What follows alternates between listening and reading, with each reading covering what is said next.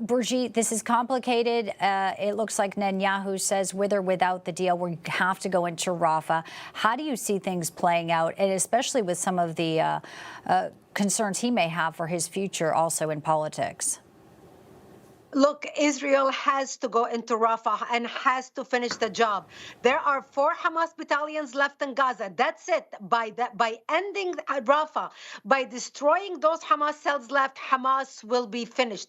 Israel needs to finish the job. If Israel does not finish the job, it will be like going in, operating on cancer, taking only few cancer cells out and leaving just 1 or 2 cancer cells left in the body. The cancer will come back with vengeance. It will kill the person. This is exactly what we are dealing with in Rafah. Israel must finish the job. And this whole hostage situation, you cannot trust Hamas.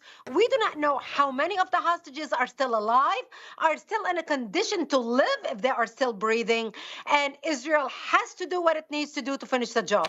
Yeah, they've been using the hostages as leverage. It's heartbreaking, Darren. We know that. But militarily, obviously, is something that, as Brigitte says, it's likens it to cancer cells.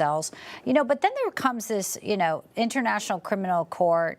A lot of countries are saying, don't do it. Do not put an arrest warrant for Prime Minister Netanyahu, other Israeli officials. Speaker Mike Johnson came out saying, he's super against this, slams it. Obviously, Biden has a political football ahead for him. This issue is not going away, though, and whether or not they bring charges, I think, will not be deferring, as Brigitte said, the mission at hand for Israel.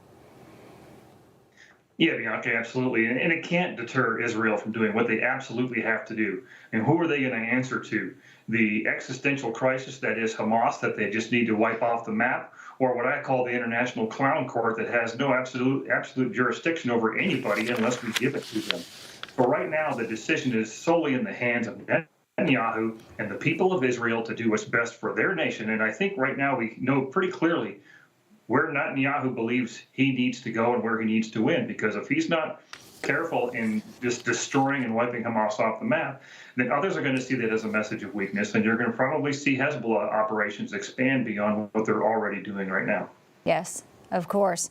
I want to get your take, Brigitte, because what we're seeing on college campuses, it is not isolated here in the United States. It is happening at Columbia. They took over this Hamilton Hall. Disgraceful. They went in, breaking glass and windows. A lot of people are saying that Iran, all the proxies are watching exactly what is happening here, watching these students, some that are just indoctrinated by their professors, and frankly, some people that are being funded by dark money, and they love the turmoil, and it actually is such a win for them. Kind of draw the points here together and bring it full circle, because we know this is not an isolated. These are coordinated, and unfortunately, the Jewish students are now being forced to hide from going to school. They're not attend their graduation, and other students are impacted as well.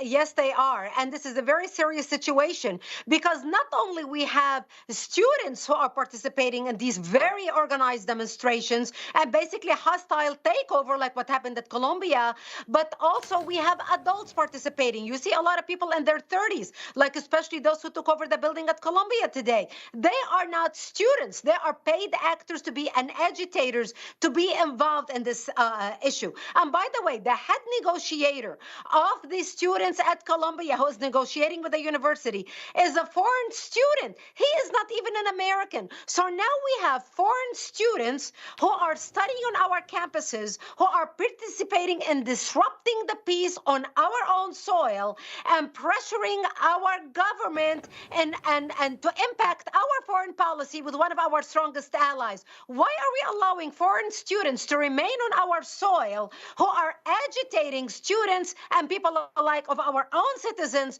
to impact our foreign policy? We need to get to the bottom of this, and Congress needs to take action immediately. We need to identify these foreign students who are participating in these rallies nationwide. Their visas need to be revoked and they need to be deported. And our members of Congress need to hear very strongly from us on that. We are working, and I mean Act for America. We are working right now with members of Congress. We are working on legislation to identify these foreign students and get them expelled out of our universities and out of our country. You're right.